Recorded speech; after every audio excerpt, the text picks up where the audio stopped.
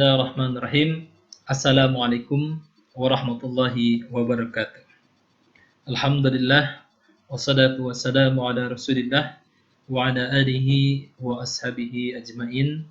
Amma ba'du.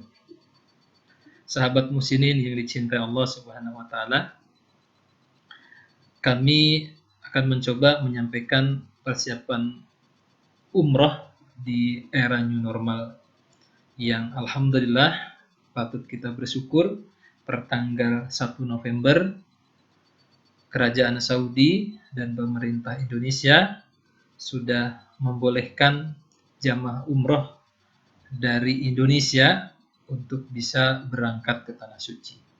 Dan tentu ini satu nikmat yang besar bagi penyelenggara umroh dan para jamaah umroh yang berada dimanapun, ya, yang berada dimanapun, yang alhamdulillah atas izin Allah semuanya. Namun dibukanya di musim umroh ini bertepatan dengan masa pandemi, ya. Maka disebutlah umroh new normal gitu ya. Dan Bapak Ibu, tentu apa yang kami sampaikan ini berdasarkan pengalaman dari jamaah umroh yang berangkat di tanggal 1 November. Tanggal 1 November itu jamaah umroh itu kurang lebih jumlahnya yang mendaftar ada 360, ya, 360 jamaah yang dimana didominasi oleh para owner travel atau pemilik travel. Ya, tentu mungkin para pemilik travel ini ingin mengetahui regulasi yang sesungguhnya, karena selama ini hanya bentuk tulisan gitu ya, hanya bentuk tulisan. Sebagaimana kita ketahui bahwa usianya harus 18 sampai 50 tahun. Tentunya yang berangkat tanggal 1 November itu yang usianya kurang dari 50 tahun. Baik sahabat muslimin yang dicintai Allah Subhanahu wa taala, untuk diketahui juga bahwa dari 360 itu ada sekitar 88 jamaah yang dinyatakan gagal berangkat, ya. Dinyatakan gagal berangkat karena apa? Dari 88 itu disebabkan oleh dua, ya. Yang pertama karena terlambatnya rilis visa, ya. Jadi si jamaah itu sudah ada nunggu di bandara di counter Saudi, namun ketika counternya tutup, visa pun belum kunjung di print gitu, belum kunjung tiba karena memang ternyata lagi banyak error gitu ya. Dan ada juga yang memang sudah dapat visanya, kemudian dikejar ke gate-nya, ternyata pesawatnya sudah bergerak gitu. Artinya itu. Kemudian yang kedua disebabkan karena memang hasil PCR-nya ada yang bentuknya hanya soft copy, jadi tidak bisa, harus di print, ya.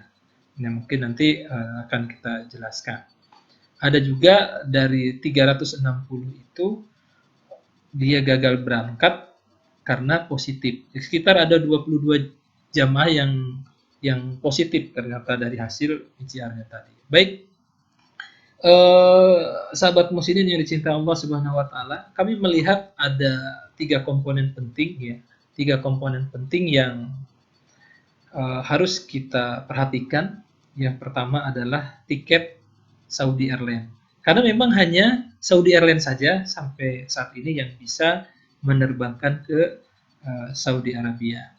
Yang kedua mengenai visa, itu yang menjadi perhatian fokus kita di pemberangkatan jamaah umroh yang kita ambil pelajaran dari tanggal 1 November. Yang ketiga, ini adalah barang langka. Ya, biasanya untuk tiket dan visa itu biasa, setiap musim juga perlu ini perhatian. Tapi hasil PCR ini adalah barang langka yang sebelumnya tidak pernah ada.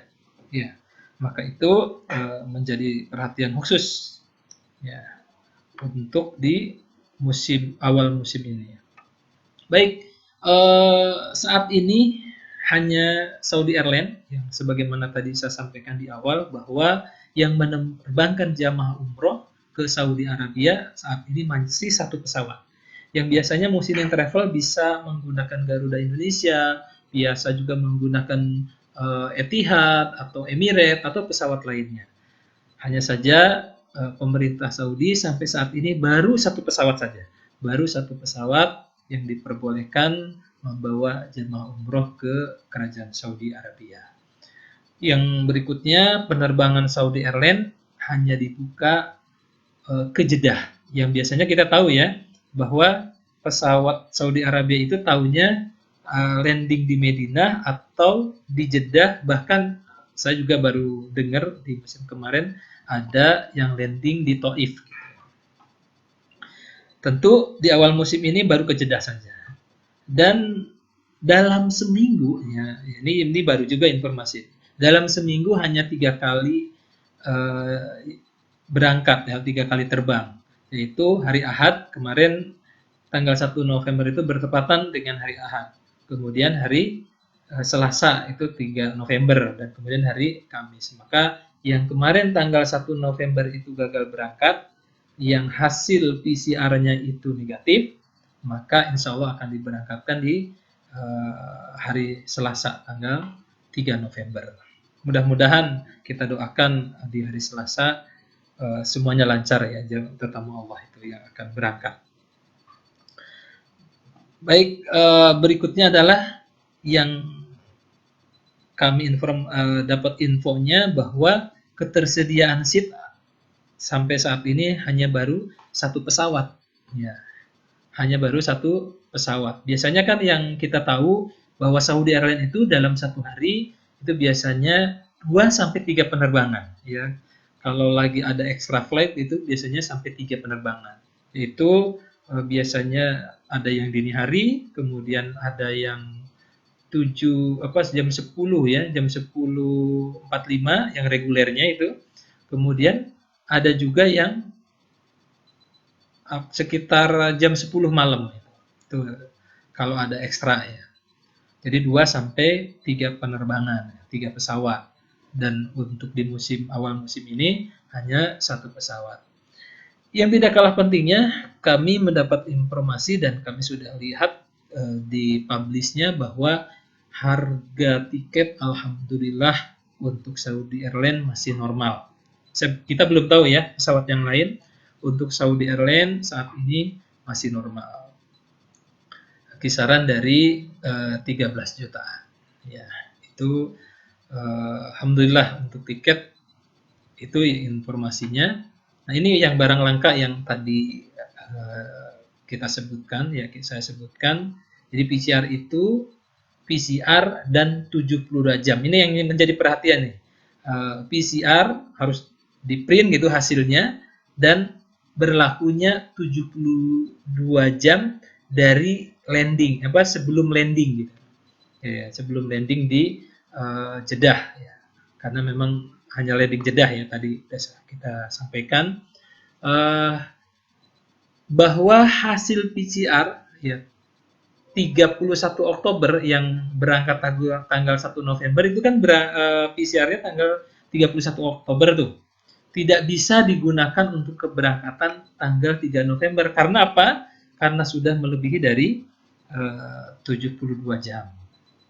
Nah itu yang pertama. Yang kedua, untuk keberangkatan tanggal 3 November, khususnya yang tadi gagal berangkat, yang 88 jamaah yang hasil PCR-nya itu negatif ya, itu maksimal pengambilan sampelnya adalah 24 jam dari boarding pesawat. Ya.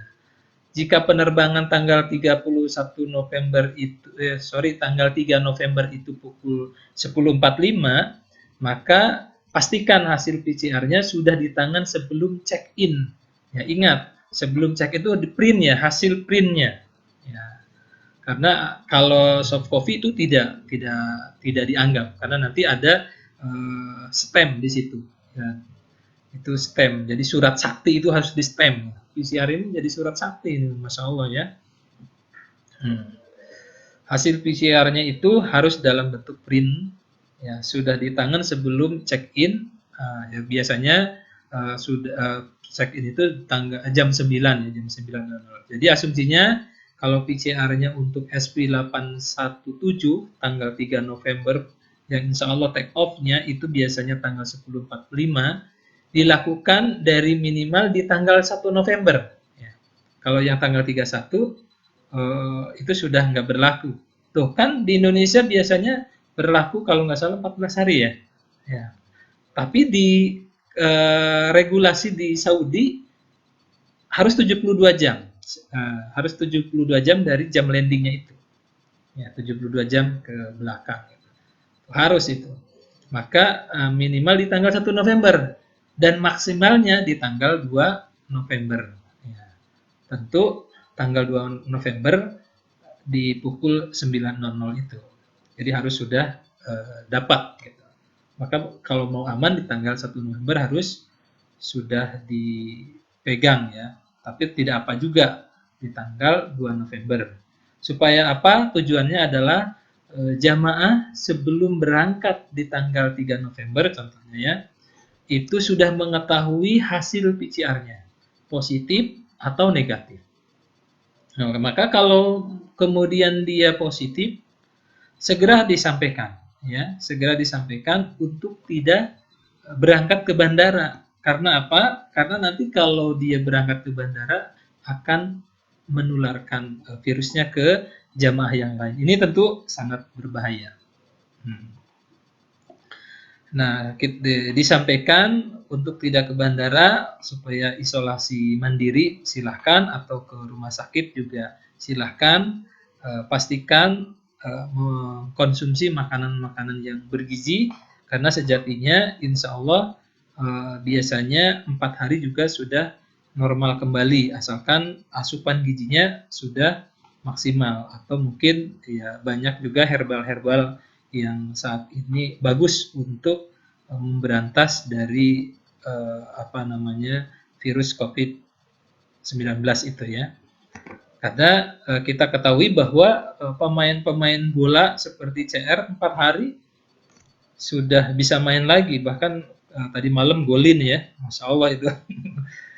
Termasuk juga Ibrahimovic 4 hari selesai sudah tanding. Artinya apa? Asupan gizinya sangat bagus sekali.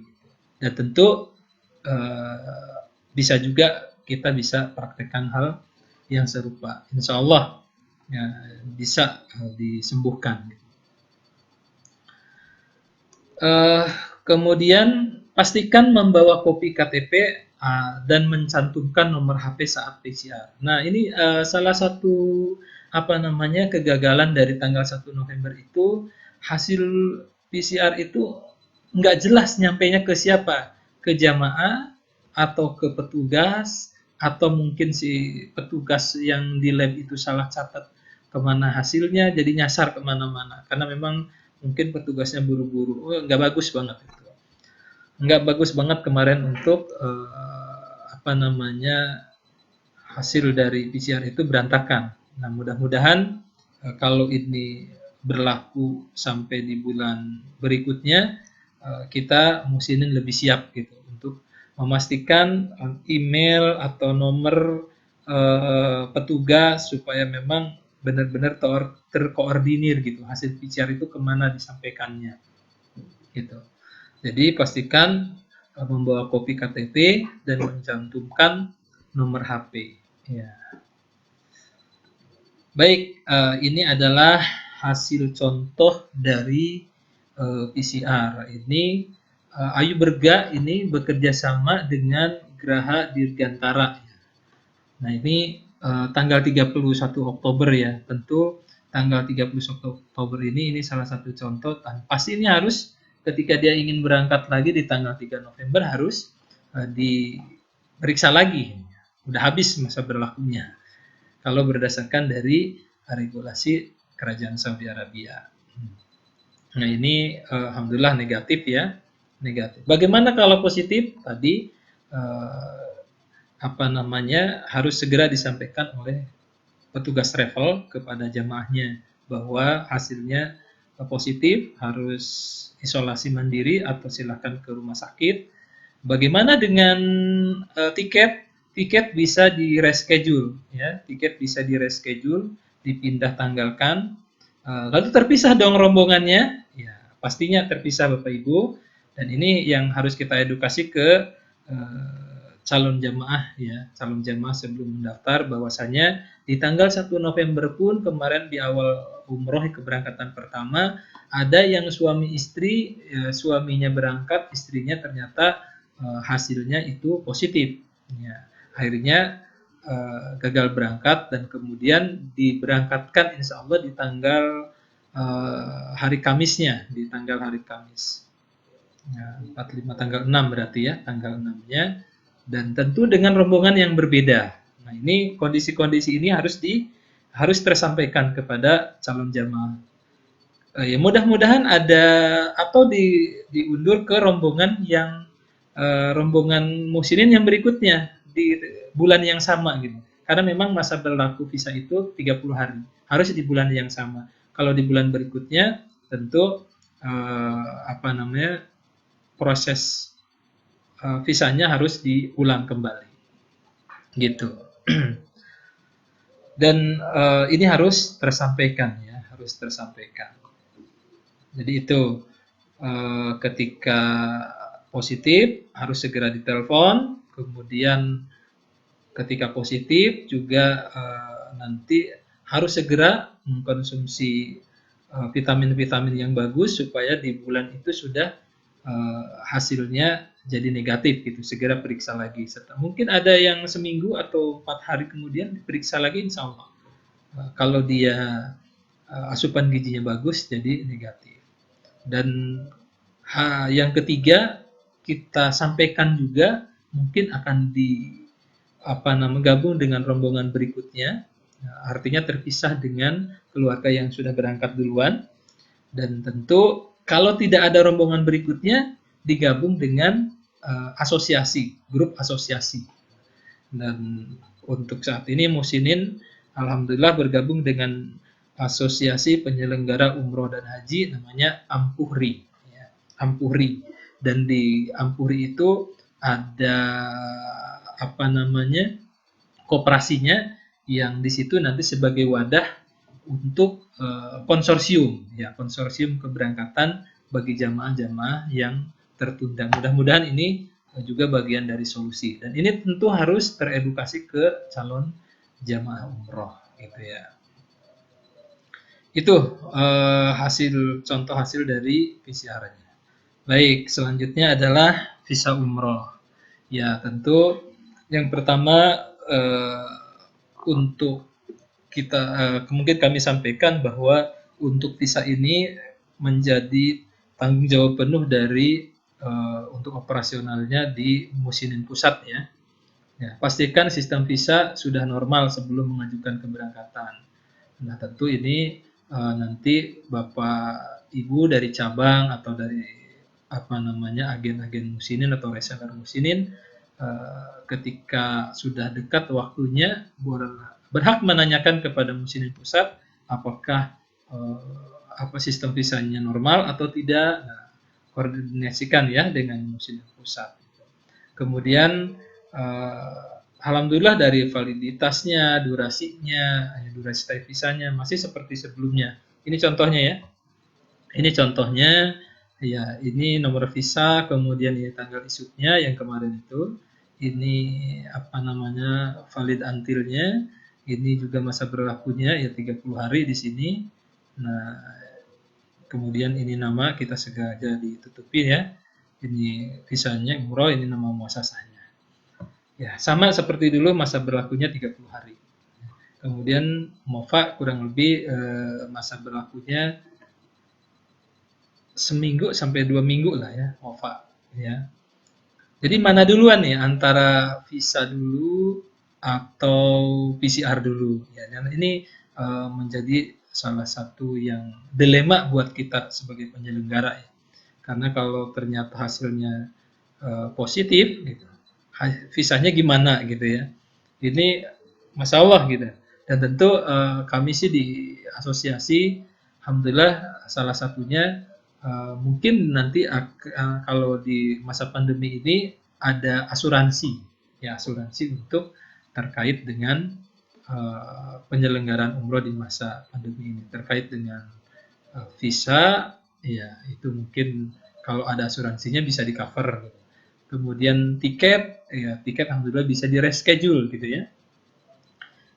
Kalau dia positif, kalau misalkan nggak jadi berangkat dibatalkan 100% bisa kembali kalau dia positif. Tapi kalau negatif kemudian dia membatalkan tentu kena cas atau dilihat dari kapan dia membatalkan dirinya.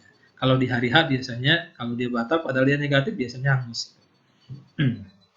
Itu.